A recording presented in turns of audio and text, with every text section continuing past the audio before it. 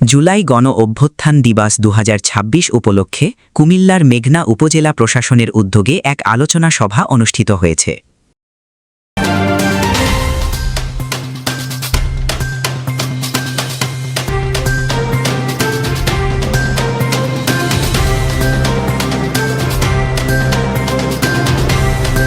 আমি এখানে জুলাই যোদ্ধা হিসেবে প্রতিনিধিত্ব করতে এসেছি। আমি মোহাম্মদ নালিমুজ্জামান।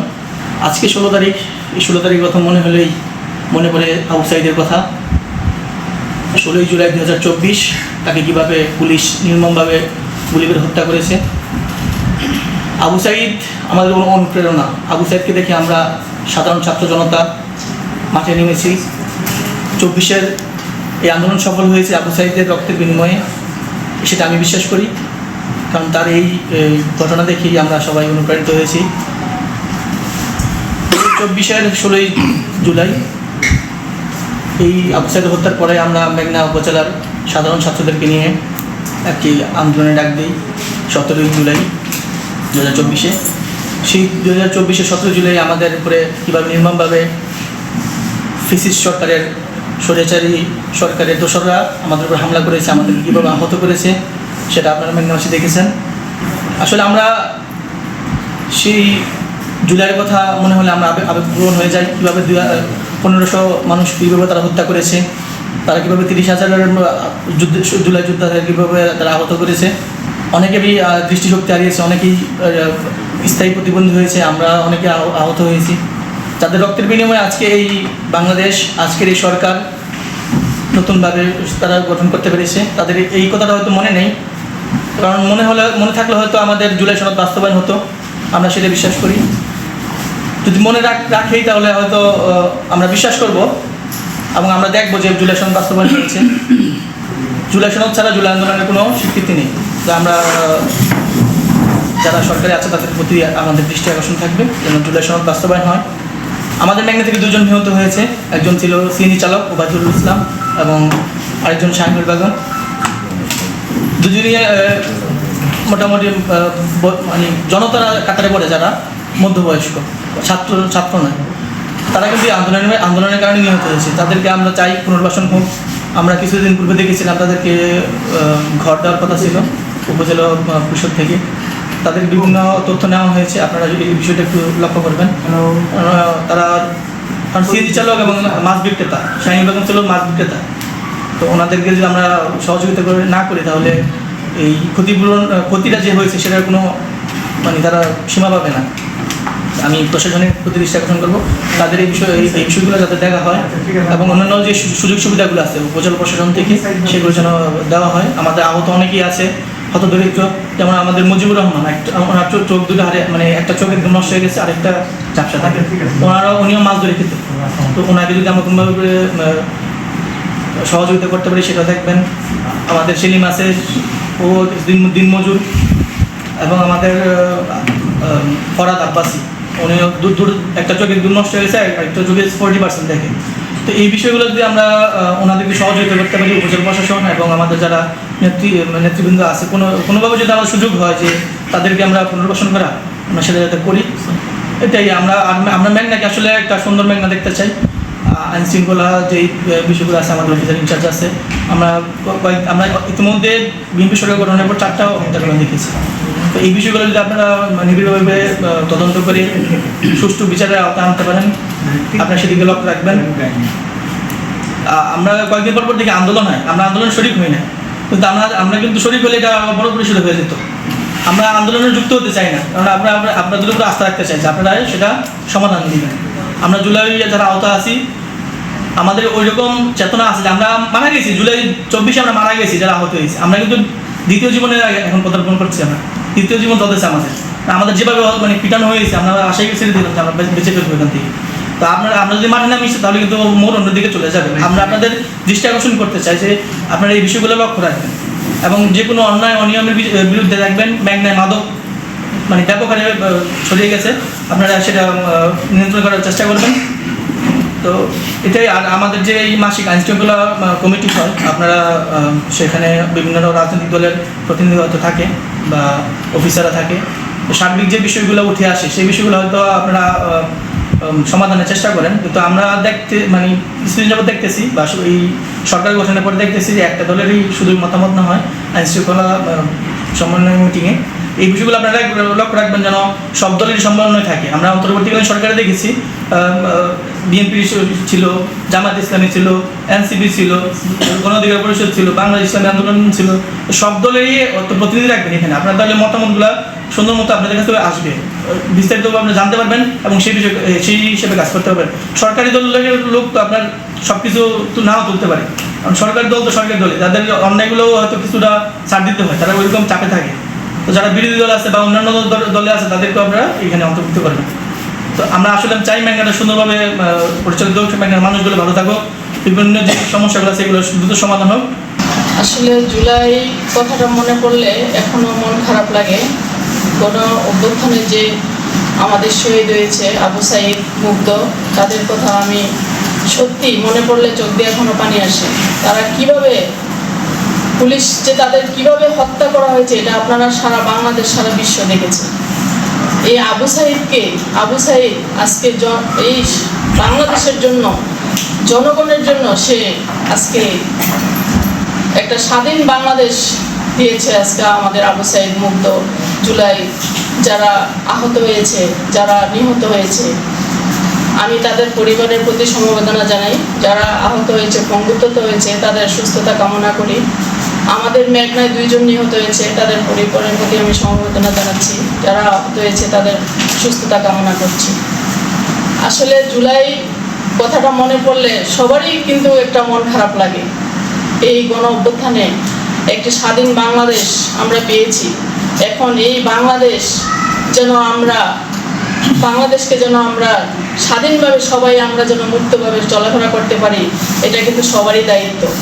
সরকারিও হোক, বিরোধী দল হোক, সাধারণ জনগণ, সবাই এটা দায়িত্ব। আমাদের মেঘনায় দেখেছেন আপনারা, যখন মেঘনায় আমাদের ভাইয়েরা যখন মাঠে নেমেছে, কিছু লোক তাদেরকে যে কীভাবে প্রতিহত করেছে এটা আপনারা সবাই দেখেছেন, আমরাও দেখেছি। তো যাই হোক, এখন আমরা চাই মেঘনা একটা সুন্দর একটা আধুনিক মেঘনা করার জন্য সকলেই মিলিয়ে চেষ্টা করতে হবে যেন মেঘনার মানুষ যেন ভালো থাকে, নিরাপত্তা থাকে। এই যে নাদিম বলেছে 4টা মার্ডার হয়েছে, আমি ওসি সাহেবের সাথে কথা বলেছি, উনি চেষ্টা করতেছে যে সাব্বির হত্যা, আমি সেদিনও কথা বলেছি, উনি বলছে আপনারা চেষ্টা করতেছে আসামি ধরার জন্য। আর ব্রাহ্মণচরের মেয়েটা যেভাবে হত্যা হয়েছে, এটা ওসি সাহেবের সাথে আমার কথা হয়েছে যে আদালতে মামলা হয়েছে, এটা এখন চলমান আছে, আসামি ধরার জন্য দ্রুত এটা ব্যবস্থা গ্রহণ করা হচ্ছে, ওসি সাহেব আমাকে বলেছে। তো সার্বিক অবস্থা আমরা মেঘনা সবাই চাই, মেঘনা একটা শান্তি শৃঙ্খলা থাকুক, সবাই ভালো থাকুক, জনগণও ভালো থাকুক, সবাইকে। 71 মুক্তিযুদ্ধ, তারপরে আমরা দেখেছি আবার সেই নির্যাতন, অত্যাচার। তার এই ফলশ্রুতিতে আমরা 2025 সালে 5ই আগস্ট নতুন বাংলাদেশ পেয়েছিলাম। তো যারা প্রাণ দিয়েছিল তাদের উদ্দেশ্য ছিল আমরা স্বাধীন নতুন সার্বভৌম বাংলাদেশ এবং ক্ষুধা, নিপীড়িত, দারিদ্র্যমুক্ত বাংলাদেশ করতে চাই। তা আমরা তাদেরকে আবার শ্রদ্ধা করে স্মরণ করছি এবং তাদের উদ্দেশ্যে একটা কথা বলে যে আমরা যারা আছি আমাদের সবারই লক্ষ্য একটা সুখী, সমৃদ্ধ, সোনার বাংলাদেশ করা। তো এই বিষয়ে আমাদের সবাইকে এই বিষয়ে সচেতন থাকতে হবে যে আমরা যেন এই বিষয়গুলোকে গুরুত্ব সহকারে দিই, আবার যেন সেই ফ্যাসিস্ট সরকার বা অন্য কেউ বাংলাদেশের স্বাধীনতাকে খর্ব করতে না পারে। আমরা এই জুলাই যোদ্ধাদের সারা বাংলাদেশে তারা যে আবার ছাত্র জনতা একত্রিত হয়ে এবং রাজনৈতিক দল বিএনপি একত্রিত হয়ে এই স্বৈরাচারী সরকারের বিরুদ্ধে আন্দোলন করে নতুন করে আবার দ্বিতীয়বার দেশকে এই হায়না সরকারের হাত থেকে মুক্ত করে এই স্বাধীন বাংলাকে আবার নতুন করে তারা জনগণের কাছে পরিচিত করেছে, সেই জন্য আমি প্রথম কৃতজ্ঞতা স্বীকার করি। যারা এই যুদ্ধে শহীদ হয়েছে এবং মেঘনা থেকে 2 জন শহীদ হয়েছে, আল্লাহ তাদের আত্মার মাগফিরাত কামনা করি, আল্লাহ তাদেরকে বেশ নসিব করুক, সেই জন্য তাদের জন্য দোয়া করি। আর যারা পঙ্গুত হয়েছে, আহত হয়েছে, তাদের সুস্থতা কামনা করি। এখন মূল বিষয় হলো যে যে দেশে যখনই স্বৈরাচারী সরকার খুব শক্তিশালী হয় তখনই সেখান থেকে দেশের মানুষকে এবং দেশকে আগায় নেওয়ার জন্য দেশের মানুষকে, সাধারণ জনগণকে সাথে নিয়ে এই স্বৈরাচারী সরকারের বিরুদ্ধে আন্দোলন গড়ে তুলতে হয়। আপনারা সবাই অবগত আছেন, জানেন এরশাদের আন্দোলন, তারপরে এখন যে গত 24 জুলাই যোদ্ধাদেরকে যে আন্দোলন, ছাত্র জনতা এবং সরকারের বিপক্ষে বিরোধী দল বিএনপি একত্রিত হয়ে যে যুদ্ধ করেছে, এই বিজয় তাদেরই। এবং যতদিন বাংলাদেশ মানচিত্রে, বাংলাদেশ পৃথিবীর বুকে বাংলাদেশের মানচিত্র জেগে থাকে, ততদিন এই জুলাই যোদ্ধাদেরকে আবার নতুন করে মূল্যায়িত হবে। 1971 সনে তখন যারা যুদ্ধ করে এই বাংলাদেশ একটা ভূখণ্ড পরিচিত করেছে পৃথিবীর বুকে, দ্বিতীয়বার এই জুলাই যোদ্ধারা আবার বাংলাদেশকে পৃথিবীর বুকে একদম পরিচিত করার জন্য যুদ্ধ করেছে, জীবন দিয়েছে, তারা পঙ্গু হয়েছে। আমরা এটা কৃতজ্ঞতা স্বীকার করি এবং আগামী দিনে বর্তমান সরকার তাদেরকে মূল্যায়ন করে তাদের যতটুকু সম্মান এবং তাদের যোগ্যতা অনুযায়ী যতটুকু তাদের প্রাপ্য সরকার চেষ্টা করতেছে তাদেরকে সেই মূল্যায়ন করার জন্য। এখানে মেঘনাতে যখন এই জুলাই যোদ্ধাদের উপর বর্বর আওয়ামী লীগের কুলাঙ্গার নেতারা আক্রমণ করেছিল, তখন কিন্তু আমি তাদের সাথে আলোচনা করেছিলাম মানিকচরের ঘটনাটা।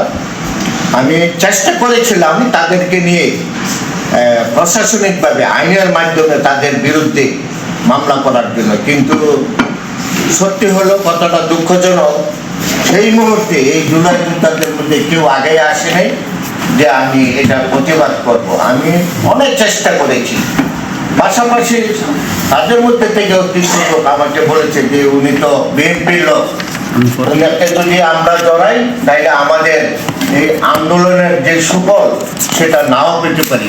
ভুল ব্যাখ্যা দিয়েছে, ভুল ব্যাখ্যার কারণে সেই মানকাচর যে জুলাই যোদ্ধাদের উপর আক্রমণ হয়েছে, আওয়ামী লীগের লোকেরা আক্রমণ করেছে, সেটা আইনত কোনো ব্যবস্থা নেওয়া হয় নাই। কিন্তু তারপরও না নিলেও সর্বদা এই জুলাই যোদ্ধাদের সাথে আমরা ছিলাম, আছি, আগামীতেও থাকবো।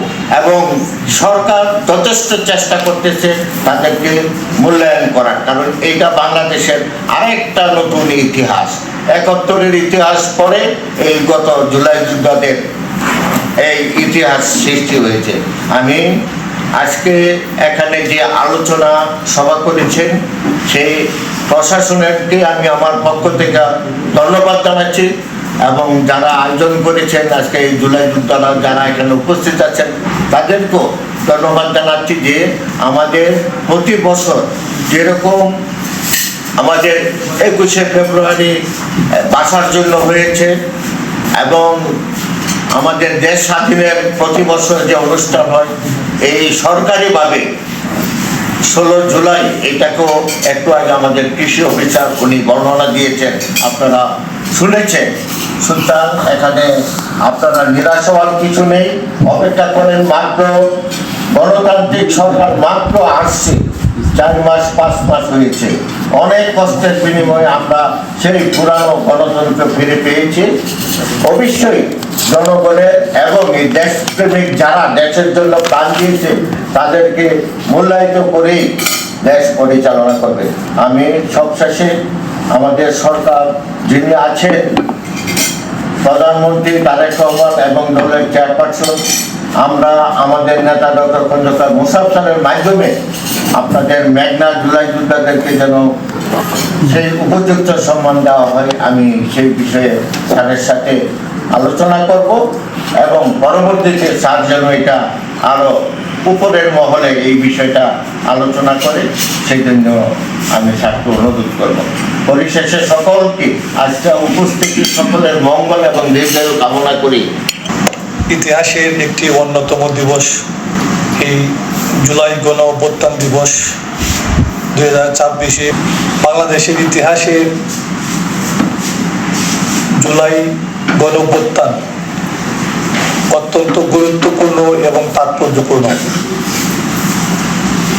এই জুলাই গণঅভ্যুত্থান হয়েছিল অন্যায়ের বিরুদ্ধে ন্যায়ের সংগ্রাম, অসত্যের বিরুদ্ধে সত্যের সংগ্রাম, বিচারহীনতার বিরুদ্ধে ন্যায় বিচার প্রতিষ্ঠার সংগ্রাম।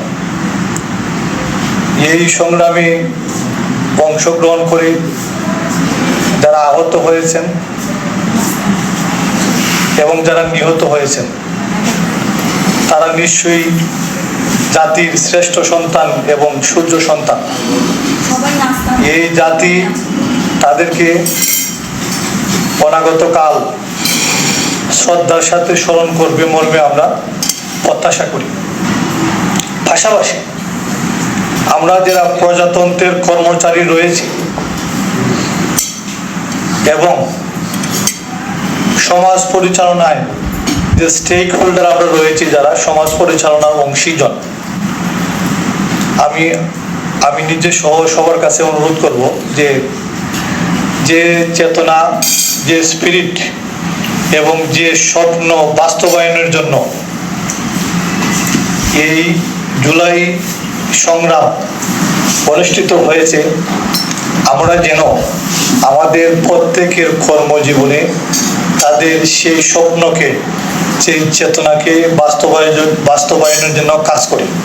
তাহলে জুলাই যুদ্ধে যারা আহত হয়েছেন, যারা নিহত হয়েছেন, তাদের প্রতি সম্মান দেখানো হবে এবং তাদের সেই চেতনার প্রতি সম্মান দেখানো হবে। পাশাপাশি আমাদের বিষয় যেটা আছে যে আইনশৃঙ্খলা পরিস্থিতি এবং মাদক, আপনারা স্ট্যাটিস্টিক্স মিলিয়ে দেখেন অতীতের যে কোনো সময়ের চাইতে মেঘনা আইনশৃঙ্খলা পরিস্থিতি, মাদক উদ্ধার, মামলা মোকদ্দমা পরিস্থিতি স্বাভাবিক রয়েছে এবং অতীতের যে কোনো সময়ের চেয়ে মাদক উদ্ধারের পরিমাণ, আসামি গ্রেপ্তারের পরিমাণ বৃদ্ধি পেয়েছে। এটা সম্মানিত মেঘনার যারা সুদীজন রয়েছেন, রাজনৈতিক ব্যক্তিবর্গ রয়েছেন, তাদের সদিচ্ছা এবং সম্মিলিত প্রচেষ্টার কারণে সম্ভব হয়েছে। পাশাপাশি যে খুনের মামলাগুলোর কথা বলা হয়েছে, মার্ডারের মামলা, ভুল থেকে অনেক বিভ্রান্তি সৃষ্টি হয়। আমাদের উচিত যে ভুলের দ্বারা তাড়িত না হয়ে প্রকৃত সত্য জেনে সে মোতাবেক কাজ করা, যেহেতু কাজ করার সুযোগ রয়েছে। সাব্বির হত্যা মামলার এজার নামেও 2 নম্বর আসামি গ্রেপ্তার হয়েছে, নাম হইল বাবুল। আমরা যে বলি যে আসামি গ্রেপ্তার হয় না, এটা ঠিক না। আদালতে জামিন দিয়েছে, ওইটা তো আদালতের উপর আমাদের কোনো হাত নাই, এখতিয়ার নাই। আদালত হচ্ছে নিরঙ্কুশ ক্ষমতা ভোগ করে, আদালতের উপরে কারো এখতিয়ার নাই, আদালতের ভুল ধরারও কারো এখতিয়ার নাই। এরপরে হচ্ছে কি দেলোয়ার হত্যা মামলার 15 জন আসামির মধ্যে 4 জনকে আমরা অ্যারেস্ট করেছি, বাকি 11 জন আদালতে হাজির হয়ে জেলাজতে রয়েছে, হয়তো কেউ জামিনে রয়েছেন, আমি সে পরিসংখ্যান জানি না জামিনে আছেন কিনা কেউ। এ মামলার আসামি গ্রেপ্তার হয়েছে। এরপরে আরেকটা হচ্ছে সাতানি গ্রামের আব্দুর রহমান, সম্ভবত ওনার ভাতিজা, ওই মামলারও একজন আসামি বিপদ আদালতে হাজির হয়ে জেলে আছে। তাহলে 3টা মার্ডার, আর কোনো মার্ডার আছে আপনার জানার মধ্যে? এই 3টা মার্ডারের আসামিরা কিন্তু আদালতে আছে, আইনের প্রক্রিয়ার মধ্যে আছে। একটা বিষয় হচ্ছে, একটা বিষয় দেখুন, বিচারের বিভিন্ন ধাপ আছে। পুলিশ কিন্তু বিচার করে না। একটা ঘটনার পরে পুলিশ তদন্ত করে রিপোর্ট বিজ্ঞ আদালত সাবমিট করে, তদন্ত রিপোর্ট সিআরপিসির 173 অনুযায়ী এটাকে তদন্ত রিপোর্ট বলা হয়, তদন্ত প্রতিবেদন। এটা কিন্তু বিচার না। এই তদন্তটা কি? ইনভেস্টিগেশন মিন্স কালেকশন এভিডেন্স, সাক্ষ্য প্রমাণ সংগ্রহ করা। আমাদের কাজ হলো একটি ঘটনা ঘটার পরে যে মামলা রুজু হয়, সেই মামলা রিলেটেড সাক্ষ্য প্রমাণ সংগ্রহ করে কোর্টে সাবমিট করা। এগুলো কোর্টে সাবমিট করার পরে কোর্ট হিয়ারিং করে অ্যাকসেপ্ট করে পুলিশ রিপোর্ট, অ্যাকসেপ্ট করার পরে বিচারিক কার্যক্রম শুরু করে। কিন্তু আমাদের থানায় মামলা থাকাকালীন সময়ে অনেকে ওটা হয়তো ভুল বোঝাবুঝি হচ্ছে, অনেকে মিছিল করেন, মিছিল মানববন্ধন করেন যে আমরা বিচার পাচ্ছি না, বিচার হচ্ছে না। এই ধারণাটা ঠিক না। এই যে জুলাই অভ্যুত্থান সংঘটিত হয়েছে কেন? আইনের শাসন প্রতিষ্ঠা করার জন্য। মেঘনা থানা পুলিশ তথা বাংলাদেশ পুলিশ এই আইনের শাসন প্রতিষ্ঠা করার জন্য নিরলসভাবে কাজ করে যাচ্ছে। আমরা আইনের শাসন প্রতিষ্ঠা করার জন্য কাজ করে যাচ্ছি, আর বাংলাদেশের মানুষ আইনের শাসনই আপনারা চান। আইন তো কঠিন, আমার মন মতো তো আইন হবে না। আইনের একটা ফর্ম আছে, একটা ফর্ম নর্ম মোতাবেক আইন চলে। তাহলে আমাদের কাছে মামলা যতদিন থাকে ততদিন কিন্তু বিচারাধীন থাকে না, এটাকে বলা হয় তদন্তাধীন, আন্ডার ইনভেস্টিগেশন। হ্যাঁ, আমরা সাহিত্য প্রমাণ সংগ্রহ করে কোর্টে দিই, আমরা সাহিত্য প্রমাণ দেওয়ার পরে কোর্ট বিচার কার্যক্রম শুরু করে। তাহলে আমরা সাহিত্য প্রমাণ সংগ্রহ করতে দেরি হচ্ছে কেন? প্রশ্নটাকে তাহলে দ্রুত দিচ্ছে না কেন? কিন্তু আমাদের সাহিত্য প্রমাণ সংগ্রহটা শুধু আমাদের মধ্যে সীমাবদ্ধ না, আমরা আবার বিভিন্ন প্রতিষ্ঠানের সাথে জড়িত। ফর এক্সাম্পল, আমরা একটা খুন হওয়ার পরে এটাকে আমরা পাঠাই হচ্ছে ময়না তদন্তের জন্য। আপনারা যে পরিচিত একটা শব্দ ময়না তদন্ত, পোস্টমর্টম। এটা যদি ঢাকা মারা যায় তাহলে ঢাকা মেডিকেল কলেজ করে, আর যদি আমাদের এই কুমিল্লা ডিস্ট্রিক্টের ভিতরে কেউ মারা যায় এটা কুমিল্লা জেলার যে হাসপাতাল আছে, সদর হাসপাতাল অথবা মেডিকেল কলেজ জেলা করে। তাহলে ওই রিপোর্টটা কিন্তু ওইখান থেকে আসে। এই যে ময়নাতদন্ত রিপোর্ট ওইটা আসে হচ্ছে মেডিকেল কলেজ থেকে, আর মেডিকেল কলেজও ইচ্ছা করলে যিনি এটাকে শবচ্ছেদ বলেন, যিনি দেহকে বিচ্ছেদ করেন, শবচ্ছেদ করেন, উনি কিন্তু ইচ্ছা করে দিতে পারে না। ওরা একটা কমিটি গঠন করে, বোর্ড গঠন করে, বোর্ড গঠন করে পরীক্ষা নিরীক্ষা, আলোচনা, পর্যালোচনা, পর্যবেক্ষণ করে রিপোর্ট দেওয়া হয়। সর্বত্র কারণেই লজিক্যালি একটু সময় লাগে। আমরা হচ্ছে রিপোর্ট পাওয়ার পরে যত তাড়াতাড়ি সম্ভব আমরা কোর্টে সাবমিট করি পুলিশ রিপোর্ট। আপনাদের যে দাবি আমাদের কাছে থাকবে, এখানে যারা আছেন মেঘনার সম্মানিত সুধীবৃন্দ, তাদের মাধ্যমে মেঘনার জনসাধারণকে বলতে চাই, আপনাদের দাবি থাকবে আমাদের কাছে পুলিশ রিপোর্টটা যেন সঠিক হয়। এই পুলিশ রিপোর্টে যেন কোনো গাফিলতি না হয়, ইচ্ছাকৃত ভাবে রাগ বিরাগ, আবেগ অনুভূতির লোভ লালসার বশবর্তী না হয়, কেউ যেন এই পুলিশ রিপোর্টে প্রভাবিত করতে না পারে।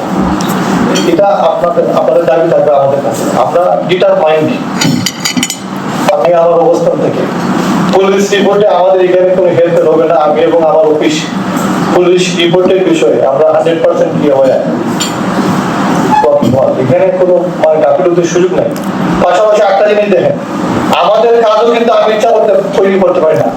আমাদের কাজ, থানা পুলিশের কাজ দেখানোর জন্য রয়েছেন এখানে সার্কেল এসপি খুলনা মেঘনা সার্কেল, উনি আমাদের কাজ মনিটরিং করেন। আর এখন সবগুলো কাজ আর হাতে হাতে বলা হয় না, এটাকে সিডিএমএস বলা হয়। কাজগুলোকে স্বচ্ছতা আনার জন্য সরকার সফটওয়্যার শুরু করেছেন, এটা CDMS, crime data management system. এখানে আমরা মামলা দেখি করতেছি, ওটা পুলিশের কোর্টার থেকে নিমেষে দেখতে পারি, ফটো দেখতে পারি। ইচ্ছাকৃত ভাবে কোনো কিছু করার সুযোগ নাই। এরপরে আমাদের এখানে হোমনা সার্কেল রয়েছে, উনি দেখেন। এরপরে আমাদের অপরাধ ওয়েবসাইট এসপি রয়েছেন, উনি দেখেন। এরপরে আমাদের পুলিশ সুপার দেখেন। ইচ্ছা করে কেউ কাউকে বিচার বঞ্চিত করতে পারে না, এগুলো আপনারা বুঝবেন। সমাজকে স্টেবিলাইজ করার জন্য আমি সবার সহযোগিতা প্রত্যাশা করি। সমাজকে ডিস্টেবিলাইজ করার জন্য একটা শ্রেণী রয়েছে যারা সুযোগ সন্ধানী, সুযোগ নিতে চায়। আমরা যারা সমাজের অংশীজন রয়েছি, স্টেক হোল্ডার রয়েছি, আমরা সবাই চাই মেঘনা একটি সুন্দর, সুস্থ, নিরাপদ, বাসযোগ্য জনপদ আবাসভূমি হিসেবে গড়ে উঠুক। আমি আশা করবো সেই মোতাবেক কাজ করবো এবং আপনারা সবাই সহযোগিতা করবেন। তো আমি আমার বক্তব্য আর দীর্ঘায়িত করি না, আবারও বলি, জুলাই যুদ্ধে যারা নিহত হয়েছেন, যারা আহত হয়েছেন, যারা নিহত হয়েছেন তাদের রুহের মাগফিরাত কামনা করি। যারা আহত হয়েছেন তারা দ্রুত আরোগ্য লাভ করে সুস্থ স্বাভাবিক জীবনে আমাদের মধ্যে ফিরে আসবে সেই প্রত্যাশা করি। পাশাপাশি তারা যে স্পিরিট, যে স্বপ্ন নিয়ে যে জুলাই যুদ্ধটা সংগঠিত হয়েছে, অনুষ্ঠিত হয়েছে, তাদের স্বপ্ন বাস্তবায়ন করার জন্য আমরা যারা রয়েছে সবাই যেন কাজ করি। আমি আজকের এই আলোচনা অনুষ্ঠানের প্রথমেই আমি গভীর শ্রদ্ধা ভরে স্মরণ করি জুলাই আন্দোলনে শহীদ আবু সাইদ, মুগ্ধ এবং রিয়া গোপের মতো ছোট্ট শিশু যারা আজকের এই দিনে এবং এই জুলাই মাসে শহীদ হয়েছেন তাদেরকে। আমি সাহসী যোদ্ধাদেরকে গভীর শ্রদ্ধা ভরে স্মরণ করছি, তাদের আন্দোলন সংগ্রামকে বেগবান করে আজকের এই দিনে আমাদের ইতিহাসের একটা নতুন অধ্যায় রচনার জন্য আমি তাদেরকে আন্তরিক ধন্যবাদ এবং কৃতজ্ঞতা জানাই। মূলত হচ্ছে এই আহত ব্যক্তিবর্গ এবং যারা প্রাণ উৎসর্গ করেছিলেন তাদেরকে নিয়ে আমাদের আজকের এই আলোচনা অনুষ্ঠান। আমাদের অনেকের মাঝে হয়তো যুদ্ধ মানে একটা ক্ষোভ আছে যে আমরা আন্দোলন করেছি কিন্তু যথাযথ মর্যাদাটুকু মনে হয় আমরা পাচ্ছি না। যদি কারো মনে এই ক্ষোভ থেকে থাকে আমার মনে হয় সেটা সম্পূর্ণই ভুল। আমাদের বর্তমান নির্বাচিত সরকার সহ আমরা যারা আছি তারা সবাই এই আন্দোলনকে হচ্ছে পাশ কাটানোর সুযোগ আসলে আমাদের নাই, বা এই আন্দোলন সংগ্রামকে ভুলে যাওয়ার দুঃসাহস আমাদের নাই। যে আন্দোলন সংগ্রামের মধ্য দিয়ে আমরা একটা নতুন বাংলাদেশ রচনা করতে পেরেছি, এই আন্দোলনকে ভুলে যাওয়ার দুঃসাহস আমাদের কারো নাই। তো যে ক্ষোভ আপনাদের মধ্যে আছে আমার মনে হয় এই ক্ষোভ ভুলে যাওয়া উচিত। আমরা জুলাই সনদ বাস্তবায়ন হয়তো এটা সাময়িক সময়ের ব্যাপার, এটা হবে। আপনাদের যে আত্মত্যাগ, আপনাদের যে অবদান সেটাকে কেউই আসলে অস্বীকার করতে পারে নাই। আপনাদের অবদানের প্রেক্ষিতেই আমাদের আজকের এই বাংলাদেশ। তো এই দিনটি মূলত আমাদের গণতান্ত্রিক চেতনা, অধিকার প্রতিষ্ঠার সংগ্রাম এবং জনগণের ঐক্যের প্রতীক হিসেবেই আমরা চিরস্মরণীয় হতে থাকবে। আমাদের আমাদের বাংলাদেশের ইতিহাসে স্বাধীনতা, ৭১-এর মুক্তিযুদ্ধ যেমন আমরা কখনোই ভুলতে পারবো না, মুক্তিযোদ্ধাদের অবদানকে যেমন আমরা ভুলতে পারবো না, আমাদের জুলাই শহীদ 2024 এটাও হচ্ছে আমরা কখনো ভুলতে পারবো না। এটাও আমাদের ৭১-এর মুক্তি সংগ্রামের মতো, এটাও আমাদের ইতিহাসে চিরস্মরণীয় এবং স্বর্ণাক্ষরে